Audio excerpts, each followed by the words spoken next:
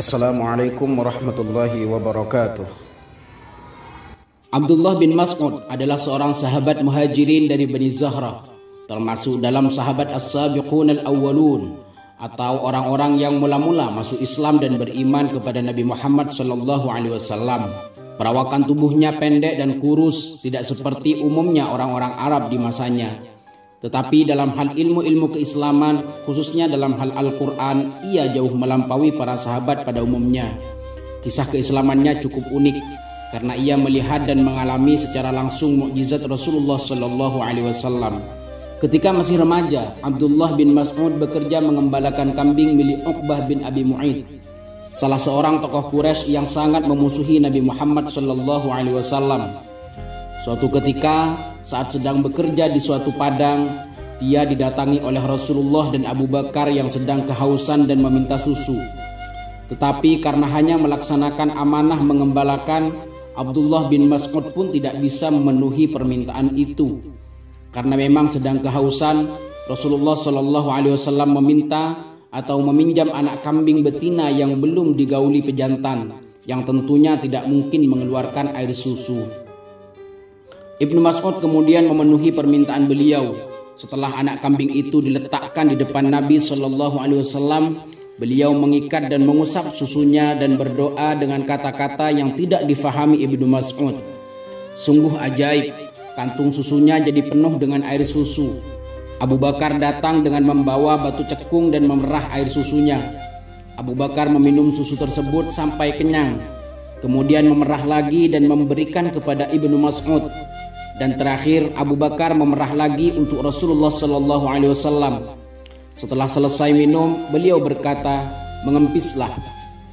Seketika kantung susu anak kambing itu mengempis kembali seperti semula, dan ia berlari kembali ke kumpulannya.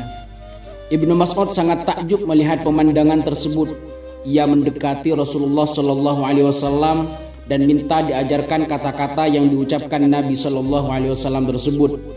Maka beliau menyampaikan tentang risalah Islamiyah yang beliau bawa, dan seketika itu Abdullah bin Mas'ud memeluk Islam. Nabi SAW memandang cukup intens kepadanya, kemudian bersabda, "Engkau akan menjadi seorang yang terpelajar." Tentu saja Ibnu Mas'ud tidak mengerti apa yang dimaksudkan oleh Nabi Muhammad SAW. Apalagi saat itu ia hanyalah seorang miskin yang mencari upah dengan mengembala kambing milik orang lain. Tetapi di sela-sela waktu senggangnya, ia selalu mendatangi majelis pengajaran Nabi SAW yang dilakukan secara sembunyi-sembunyi. Sejak sebelum beliau menggunakan rumah Arqam bin Abi Arqam, sedikit demi sedikit pengetahuannya makin bertambah. Bahkan dengan cepat ia mampu menghafal dan menguasai wahyu-wahyu, yakni Al-Quran.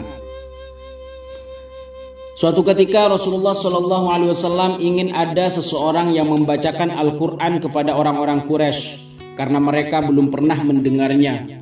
Dan ternyata Abdullah bin Mas'ud yang mengajukan dirinya. Tetapi Nabi mengkhawatirkan keselamatannya. Beliau ingin orang lain saja yang mempunyai kerabat kaum Quraisy yang bisa memberikan perlindungan jika ia disiksa. Tetapi Ibnu Mas'ud tetap mengajukan diri, bahkan setengah memaksa sambil berkata, "Biarkanlah saya ya Rasulullah, Allah pasti akan membela saya." Sungguh suatu semangat besar yang didorong jiwa muda yang berapi-api, sehingga kurang mempertimbangkan keselamatan dirinya. Dan tanpa menunggu lagi, ia berjalan ke majelis pertemuan kaum Quraisy di dekat Ka'bah. Dan Nabi membiarkannya. Sampai di sana ia berdiri di panggung atau mimbar di mana orang-orang Quraisy biasanya melantunkan syair-syair mereka, dan mulai membaca ayat-ayat Al-Quran dengan mengeraskan suaranya. Yang dibacanya adalah surah Ar-Rahman.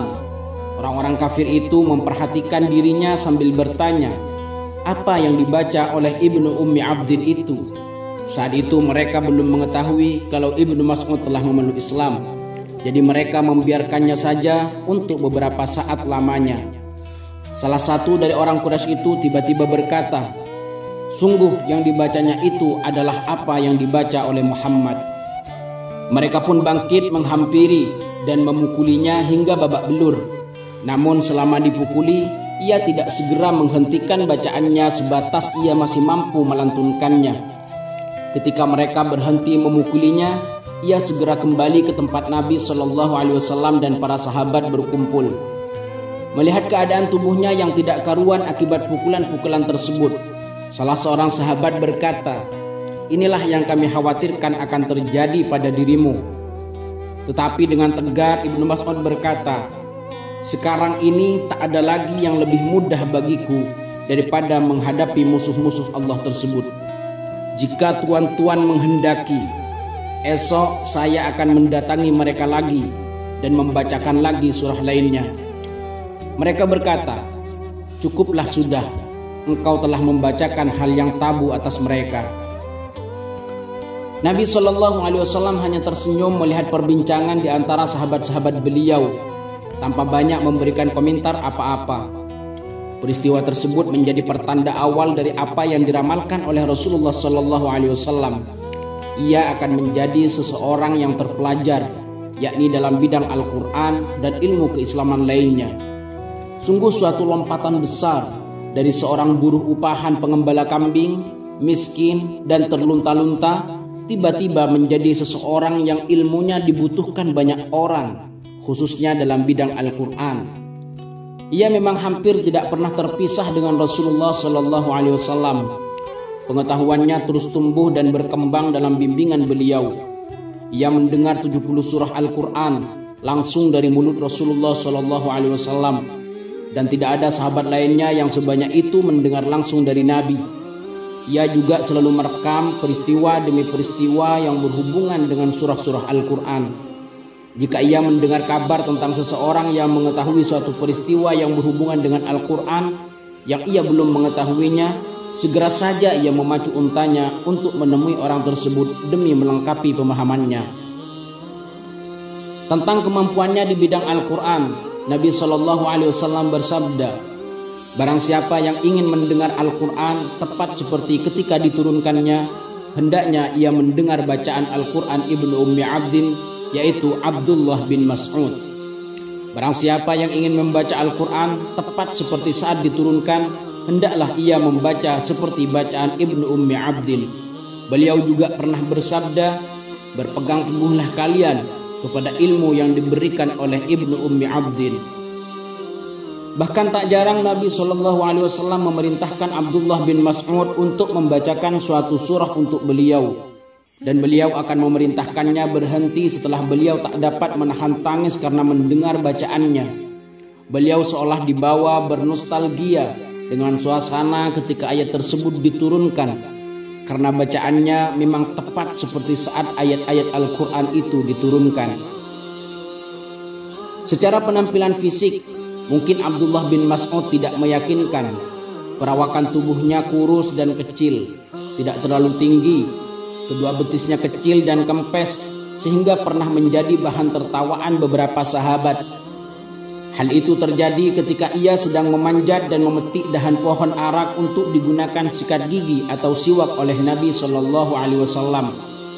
Melihat sikap mereka ini, beliau bersabda, "Tuan-tuan menertawakan kedua betis Ibnu Mas'ud, padahal di sisi Allah timbangan kebaikan keduanya lebih berat daripada gunung Uhud." Abdullah bin Mas'ud tidak pernah tertinggal mengikuti pertempuran bersama Rasulullah SAW. Begitu juga beberapa pertempuran pada masa Khalifah Abu Bakar dan Umar. Ketika perang Badar usai, Nabi SAW ingin mengetahui keadaan Abu Jahal, maka Abdullah bin Mas'ud pun beranjak pergi mencarinya. Begitu juga beberapa sahabat lainnya. Sebenarnya saat pertempuran berlangsung, beliau telah didatangi dua pemuda Ansar, Mu'adz bin Amr bin Jamuh dan Mu'awwidh bin Afra. Mereka berdua mengaku telah membunuh Abu Jahal. Setelah memeriksa pedang kedua pemuda tersebut, beliau pun membenarkan pengakuan mereka. Hanya saja beliau ingin memperoleh kejelasan informasinya dan kepastian kematiannya. Ibnu Mas'ud bergerak di antara mayat yang bergelimpangan dan akhirnya menemukan tubuh Abu Jahal yang masih sekarat, nafasnya tinggal satu-satu. Tubuh Ibnu Mas'ud yang kecil berdiri di atas tubuh Abu Jahal yang kokoh kekar terkapar. Ia menginjak leher Abu Jahal dan memegang jenggotnya untuk mendongakkan kepalanya dan berkata, "Apakah Allah telah menghinakanmu, wahai musuh Allah? Dengan apa ia menghinakan aku? Apakah aku menjadi hina karena menjadi orang yang kalian bunuh? Atau justru orang yang kalian bunuh itu lebih terhormat? Andai saja bukan pembajak tanah yang telah membunuhku." Memang dua pemuda Ansor yang membunuhnya adalah para pekerja kebun kurma. Mungkin ia merasa lebih berharga jika saja yang membunuhnya adalah seseorang pahlawan perang seperti Hamzah atau Umar.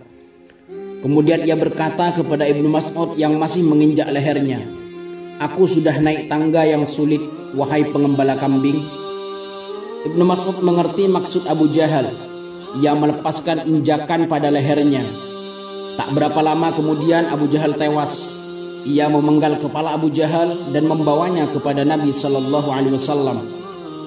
Sampai di hadapan beliau, ia berkata, "Wahai Rasulullah, ini kepala musuh Allah, Abu Jahal. Demi Allah yang tiada Tuhan selain Dia." Beliau mengucap 3 kali, kemudian bersabda lagi, "Allahu Akbar. Segala puji bagi Allah yang telah memenuhi janjinya, menolong hambanya dan mengalahkan pasukan musuhnya." Ada suatu peristiwa berkesan pada perang Tabuk yang selalu menjadi keinginan dan angan-angan Abdullah bin Mas'ud. Suatu malam ia terbangun dan ia melihat ada nyala api di arah pinggir perkemahan. Ia berjalan ke perapian tersebut dan ia melihat 3 orang bersahabat, Nabi Sallallahu Alaihi Wasallam, Abu Bakar dan Umar bin Khattab sedang memakamkan jenazah salah seorang sahabat, Abdullah al-Muzanni. Nabi Sallallahu Alaihi Wasallam berada di lubang kuburan. Abu Bakar dan Umar berada di atas. Ia mendengar beliau bersabda, "Ulurkanlah kepadaku lebih dekat." Nabi Sallallahu Alaihi Wasallam menerima jenazah Abdullah tersebut dan meletakkan di liang lahat. Kemudian beliau berdoa, "Ya Allah, aku telah ridho kepadanya, maka ridhoi pula ia olehmu." Melihat pemandangan tersebut, Ibnu Mas'ud berkata, "Alangkah baiknya jika akulah pemilik liang kubur itu." Namun ternyata keinginannya tidak terpenuhi karena 3 orang mulia yang terbaik tersebut mendahuluinya menghadap Allah Subhanahu wa taala. Ia wafat pada zaman Khalifah Utsman dan dalam satu riwayat disebutkan yang memimpin salat jenazahnya adalah sahabat Ammar bin Yasir. Rahimallahu Abdullah bin Mas'ud. Assalamualaikum warahmatullahi wabarakatuh.